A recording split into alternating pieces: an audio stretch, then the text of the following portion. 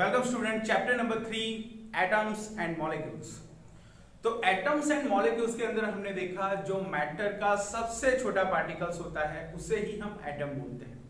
तो student, atoms and molecule के अंदर हमने पढ़ा law of chemical combination. Law of chemical combination के अंदर हमने दो लॉ पढ़े, law of constant proportions and law of conservation of mass. तो लॉ ऑफ कांस्टेंट प्रोपोर्शन के अंदर हमने देखा कि आप कंपाउंड यानी कि वाटर का एग्जांपल लिया था हमने। वाटर को आप कहीं भी किसी भी जगह से लेके आओ, यानी कि वो रेन वाटर भी हो सकता है, सी वाटर भी हो सकता है, पॉन्ड वाटर भी हो सकता है, उसे आप लेके आओ तो उसके अंदर हाइड्रोजन एंड ऑक्सीजन का जो प्रोपोर्शन रहता है वो फिक्स रहता है, वो कभी चेंज नहीं होता। Then law of conservation of mass. तो यहाँ पर कोई भी केमिकल रिएक्शन आप ले लो, जितना रिएक्टेंट का मास रहेगा उतना ही प्रोडक्ट का मास रहेगा।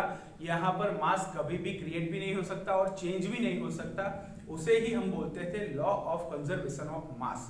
तो इन सारी चीजों पर से डाल्टन्स ने, यहाँ पर जो डाल्टन थे, डाल्टन ने यहाँ पर कुछ उनकी यहाँ पर थियोरी, मतलब कि डाल्टन्स एटॉमिक थियोरी, एटम के बारे में उन्होंने बताया कि एटम क्या है। तो डाल्टन्स एटॉमिक थियोरी जो है बच्चों, ये आपको बहुत ही जरूरी है, इसे पढ़ना, इसे समझना भी बहुत जरूरी है। तो डाल्टन्स एटॉमिक थियोरी पढ़ेंगे। तो डाल्टन्स एटॉमिक थियोरी के अंदर मैटर, वेदर एंड एलिमेंट, यानी कि वो एलिमेंट हो सकता है, कंपाउंड और mixer is made up of extremely small particles called atoms. यानी आप मिक्सर ले लो, कंपाउंड ले लो या एलिमेंट ले लो, उसके अंदर जो सबसे छोटा पार्टिकल होता है, आप मैटर भी ले लो, तो यहाँ पर बताया गया है matter, whether and element. Element आप जानते हो कार्बन, ऑक्सीजन। देन कंपाउंड, यानी जो कंपाउंड दो एलिमेंट्स कंबाइन होके या मोर देन वन एलिमेंट्स कंपाउंड होके यहाँ पर जो कंपाउंड फॉर्म होता है, वाटर ले लो आप, कार्बन डाइऑक्साइड ले लो, कार्बन मोनोऑक्साइड, ये सारे कंपाउंड्स। और मिक्सर या कुछ मिक्सर ले लो आप, is made up of extremely small particles called atom, यानी कि उसके अंदर जो स्मॉलेस्ट पार्टिकल रहता है उसे ही हम मैटर, यहाँ पर एटम्स बोलते हैं। तो स्टूडेंट, यहाँ पर एटम का मीनिंग ही होता है स्मॉल पार्टिकल। तो स्मॉल पार्टिकल आप किसी भी चीज को ले लो, एलिमेंट को ले लो, कंपाउंड को ले लो और मिक्सर को ले लो, उन सभी चीजों के अंदर जो स्मॉलेस्ट पार्टिकल रहेगा उसे ही हम एटम कहेंगे, ऐसा डाल्टन ने हमें बताया।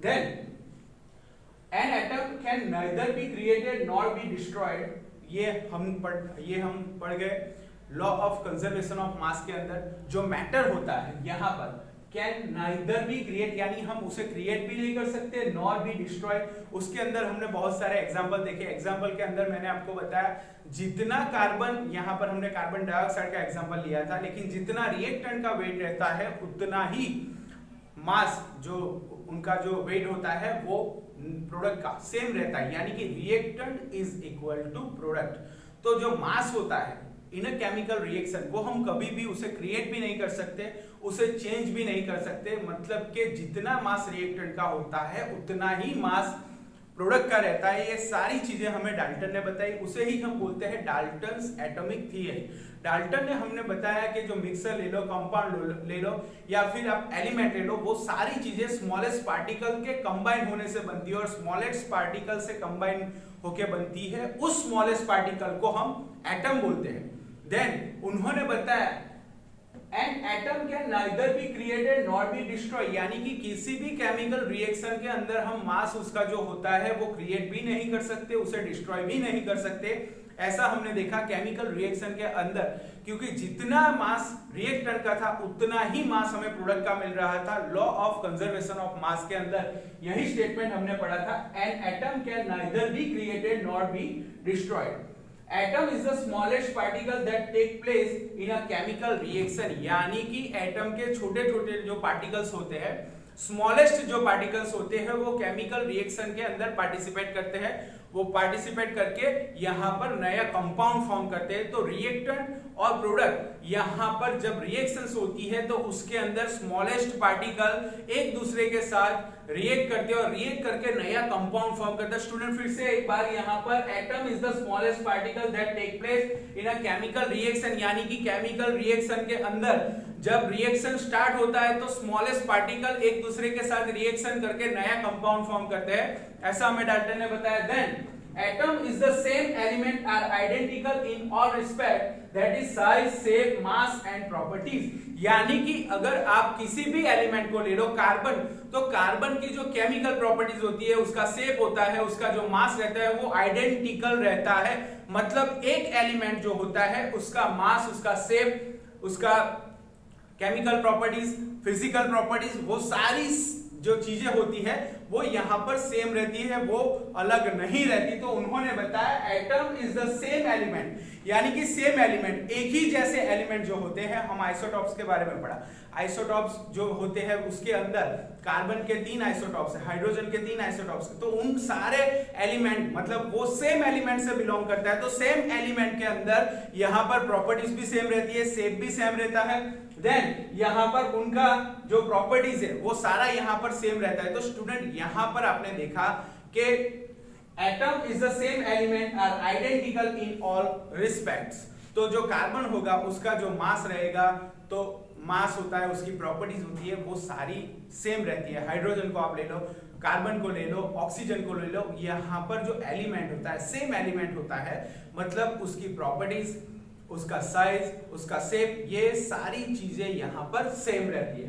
देन एटम्स और different elements have different size, shape, mass and properties. अगर आप डिफरेंट एलिमेंट्स ले लो, कार्बन ले लो, नाइट्रोजन, तो कार्बन और नाइट्रोजन की दोनों की प्रॉपर्टी सेम नहीं रहेगी। दोनों की प्रॉपर्टीज जो है, साइज जो है, शेप जो है, वो सारे चेंज रहते हैं। मतलब सेम एलिमेंट का सेम रहता है और डिफरेंट एलिमेंट का डिफरेंट रहता है, size, shape, mass and properties. तो ऐसा हमें डाल्टन ने बताया। फिर से स्टूडेंट एक बार हम देखेंगे, all matter whether an element, compound और mixer is a made up of. किसी भी चीज को आप ले लो, कंपाउंड को ले लो, मैटर को ले लो, मिक्सर को ले लो, ये सारी चीजें जो होती है वो स्मॉलेस्ट पार्टिकल से बनती है और स्मॉलेस्ट पार्टिकल को ही हम एटम बोलते हैं।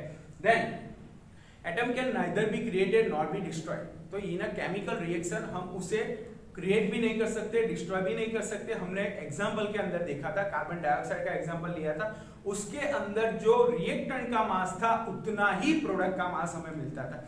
तो मास जो होता है वो हम क्रिएट भी नहीं कर सकते एटम का, देन हम उसे डिस्ट्रॉय भी नहीं करते। इन केमिकल रिएक्शन, जब केमिकल रिएक्शन होता है तब उसके अंदर जो स्मॉलेस्ट पार्टिकल रहते हैं, यानी कि जो एटम्स रहते हैं, वो एक दूसरे के साथ रिएक्ट करके नया कंपाउंड फॉर्म करते हैं। तो स्टूडेंट यहाँ डाल्टन ने हमें बताया atom is the smallest particle that take place in a chemical reaction, यानी किसी भी केमिकल रिएक्शन जब होता है उसके अंदर एटम एक दूसरे के साथ पार्टिसिपेट, यानी कि एक दूसरे के साथ रिएक्ट करके नया कंपाउंड यहाँ पर फॉर्म करते हैं। Then atom is the same element. अगर सेम एलिमेंट रहेगा तो उसकी प्रॉपर्टीज, उसका साइज, उसका शेप सेम रहेगा।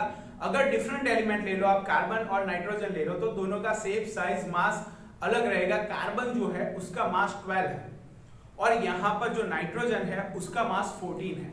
देन दोनों का size, shape, chemical properties, physical properties, ये सारी चीजें यहाँ पर डिफरेंट रहती है। तो स्टूडेंट यहाँ पर डाल्टन ने हमें बताया atoms of different elements have different size, shape, mass and properties। यानी कि सेम एलिमेंट रहेगा तो उसका मास भी सेम रहेगा, प्रॉपर्टीज भी सेम रहेगी। लेकिन जो डिफरेंट एलिमेंट्स होते हैं लाइक कार्बन, नाइट्रोजन, ऑक्सीजन, तो डिफरेंट एलिमेंट्स की प्रॉपर्टीज, शेप, साइज, सभी चीजें यहाँ पर डिफरेंट रहती है। Then atoms of the same और डिफरेंट एलिमेंट कंबाइन टुगेदर, यानी कि जब केमिकल रिएक्शन होता है तब सेम एलिमेंट यानी कि ऑक्सीजन के साथ रिएक्ट करके O2 फॉर्म करता है। देन कार्बन के साथ ऑक्सीजन कंबाइन होकर कार्बन मोनोऑक्साइड भी फॉर्म करता है, कार्बन डाइऑक्साइड भी फॉर्म करता है। तो स्टूडेंट यहाँ पर एटम्स ऑफ द सेम और different element combine together to form compounds, they do so in a simple whole ratio such as 1:1, 2:1, 2:3। तो स्टूडेंट यहाँ पर हमने देखा था, वाटर का एग्जांपल हमने लिया था। वाटर के एग्जांपल के अंदर हमने देखा उसका जो रेशियो रहता है, हाइड्रोजन एंड ऑक्सीजन का जो रेशियो होता है वो 1:8 होता है। तो स्टूडेंट यहाँ पर जो 1:8 यहाँ पर जो रेशियो है उसी को ही हम बोलते हैं small whole number ratio such as 1:1। यानी कार्बन जब ऑक्सीजन के साथ कंबाइन होता है तो कार्बन मोनोऑक्साइड फॉर्म करता है, तो उसमें 1:1 का रेशियो रहता है। स्टूडेंट यहाँ पर 1:1, 2:1, 2:3, यानी कि यहाँ पर जो वैल्यू दी गई है हमें वो है स्मॉल होल नंबर, यानी कि एटम्स ऑफ द सेम और different element combine together to form compounds, यानी कि एलिमेंट के साथ कंबाइन होके यहाँ पर कंपाउंड फॉर्म करता है। Then atom of the same और different element, oxygen same element हुए, दोनों कंबाइन होके O2 फॉर्म करते हैं। देन कार्बन ऑक्सीजन दोनों डिफरेंट एलिमेंट हुए, दोनों कंबाइन होके कार्बन मोनोऑक्साइड फॉर्म करते हैं, और उन जब कंपाउंड फॉर्म होता है तो हम उसे स्मॉल होल नंबर से उसका रेशियो हम बता सकते हैं। तो स्टूडेंट यहाँ पर डाल्टन ने हमें बताया atoms of the same of different element combine together to form compounds, they do so in a simple whole number ratio such as 1:1, 2:1। तो हमने एग्जांपल के अंदर देखा, वाटर का एग्जांपल लिया था, उसमें भी हमने स्मॉल होल नंबर यानी उनका रेशियो भी हमने बताया था 1:8। तो स्टूडेंट यहाँ पर आप देख सकते हो कि जो रेशियो रहता है वो फिक्स रहता है और वो कभी भी चेंज नहीं होता। आप कहीं से भी कंपाउंड को लेके आओ, हमने एग्जांपल भी किए, एग्जांपल के अंदर हमने देखा कि जो वैल्यू थी वो वैल्यू हमने जब उसको कैलकुलेट किया तो यहाँ पर उसका रेशियो जो होता था वो सेम मिलता था। तो स्टूडेंट यहाँ पर एटम्स ऑफ द सेम और different element combine together to form a compound, they do so in a simple whole number ratio such as 1:1, 2:1, 2:3। Then atoms of two different elements may combine in a different ratio to form more than one compound। Student यहाँ पर हमें बताया है atoms of the same और different elements combine together to form a compound। Same element combine होके भी compound form करते हैं, डिफरेंट एलिमेंट्स कंबाइन होके भी कंपाउंड फॉर्म करते हैं। तो सेम एलिमेंट के बारे में बताया, नाइट्रोजन नाइट्रोजन के साथ रिएक्ट करके N2 फॉर्म करता है, ऑक्सीजन, तो सेम एलिमेंट हुए। लेकिन कार्बन और ऑक्सीजन जब रिएक्ट करते हैं और CO2 फॉर्म होता है तो डिफरेंट एलिमेंट्स कंबाइन होकर कंपाउंड फॉर्म करते हैं। तो यहाँ पर सेम और डिफरेंट एलिमेंट्स की डेफिनेशन हम इस तरह से दे सकते हैं। Then atoms of two different element may combine in a different ratio to form more than one compound, यानी कि सेम रेशियो भी हो सकता है, डिफरेंट रेशियो भी हो सकता है, दोनों कंबाइन होकर जब यहाँ पर कंपाउंड फॉर्म करते हैं। For example carbon and oxygen may combine to form carbon monoxide, यानी कि यहाँ पर कार्बन ही ऑक्सीजन के साथ कंबाइन होकर कार्बन मोनोऑक्साइड भी फॉर्म करता है, और कार्बन ऑक्सीजन के साथ कंबाइन होकर कार्बन डाइऑक्साइड भी फॉर्म करता है। लेकिन उसके अंदर जो डिफरेंस है वो रेशियो का डिफरेंस है। तो पहले स्टेटमेंट के अंदर हमने पढ़ा एटम्स ऑफ द सेम और different elements combine together to form compound, they do so in a simple whole number ratio such as 1:1। और आगे then atoms of two different element दोनों कंबाइन होके एक से ज्यादा कंपाउंड फॉर्म करते हैं, यानी कि कार्बन और ऑक्सीजन कंबाइन होके कार्बन मोनोऑक्साइड भी फॉर्म करते हैं और कार्बन और ऑक्सीजन कंबाइन होके कार्बन डाइऑक्साइड भी फॉर्म करते हैं। तो स्टूडेंट यहां पर आप देख सकते हो, for example carbon and oxygen may combine to form a carbon monoxide, ये फर्स्ट हुआ। यहां पर मोर देन एलिमेंट, लेकिन यहां पर एलिमेंट सेम है, डिफरेंट है लेकिन एलिमेंट दोनों कंपाउंड के अंदर सेम है, कार्बन एंड ऑक्सीजन ही है।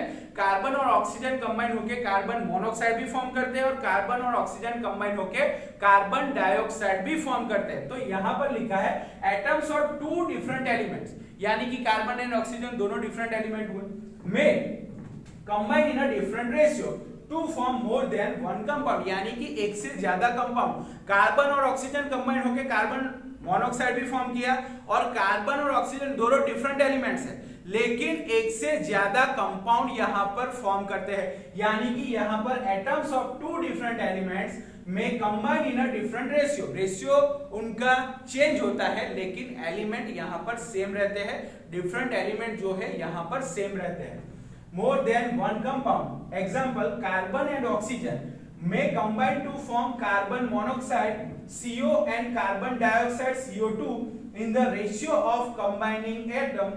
कार्बन एंड ऑक्सीजन का रेशियो 1:1 रहेगा इन कार्बन मोनोऑक्साइड एंड 1:2 रिस्पेक्टिवली, यानी कि आप देख सकते हो स्टूडेंट के कार्बन मोनोऑक्साइड के अंदर उनका जो रेशियो रहता है 1:1 रहेगा एंड कार्बन मोनोऑक्साइड के अंदर 1:2, यानी कि जब कार्बन मोनोऑक्साइड फॉर्म होता है तो उसका जो रेशियो है 1:1 है, और कार्बन डाइऑक्साइड का रेशियो 1:2 है, यानी कि कार्बन 1 है, ऑक्सीजन भी 1 है, और कार्बन डाइऑक्साइड के अंदर कार्बन 1 है लेकिन ऑक्सीजन 2 टाइम्स है। तो स्टूडेंट यहाँ पर atoms of two different elements may combine in a different ratio to form more than one compound, यानी कि यहाँ पर दोनों एलिमेंट जो डिफरेंट है लेकिन उनसे दो compound one and more than one compound यहाँ पर फॉर्म करते हैं, यानी कि कार्बन एंड ऑक्सीजन कंबाइन होकर कार्बन मोनोऑक्साइड भी फॉर्म करते हैं and carbon and oxygen combine होकर कार्बन डाइऑक्साइड भी फॉर्म करते हैं, लेकिन उन दोनों के अंदर जो स्मॉल होल नंबर है यानी कि उनका जो रेशियो है दोनों में डिफरेंट है। कार्बन मोनोऑक्साइड के अंदर 1:1 यानी कि कार्बन भी 1 है, ऑक्सीजन भी 1 है। देन कार्बन डाइऑक्साइड के अंदर उनको जो रेशियो है वो है 1:2 यानी कि कार्बन 1 ऑक्सीजन 2। तो यहाँ पर एलिमेंट जो है डिफरेंट है लेकिन वो दोनों कंबाइन होके one and more than one compound form करते हैं। तो यहाँ पर atom of two different element may combine in a different ratio, लेकिन उनका जो रेशियो रहता है वो यहाँ पर चेंज रहता है to form more than one compound, यानी कि स्टूडेंट यहाँ पर एलिमेंट जो डिफरेंट एलिमेंट्स है एक से ज्यादा कंपाउंड फॉर्म करते हैं लेकिन उनका जो रेशियो है वो यहाँ पर चेंज रहता है, फिक्स नहीं रहता। Then in a different ratio to form more than one compound, यानी कि कार्बन और ऑक्सीजन दोनों डिफरेंट एलिमेंट है, दोनों एक से ज्यादा कंपाउंड फॉर्म करते हैं लेकिन कार्बन मोनोऑक्साइड के अंदर दोनों का जो रेशियो है 1:1 है एंड कार्बन डाइऑक्साइड के अंदर कार्बन का 1 एंड ऑक्सीजन का 2 रेशियो है। तो यहाँ पर डिफरेंट एलिमेंट्स यहाँ पर जब एक से ज्यादा कंपाउंड फॉर्म करते हैं तो उनका जो रेशियो रहता है वो रहता है different. Then the number and kind of atom in a given compound is always fixed, यानी कि आप वाटर को ले लो उसके अंदर हाइड्रोजन एंड ऑक्सीजन ही रहेगा, कार्बन डाइऑक्साइड को ले लो उसके अंदर कार्बन एंड ऑक्सीजन ही रहेगा।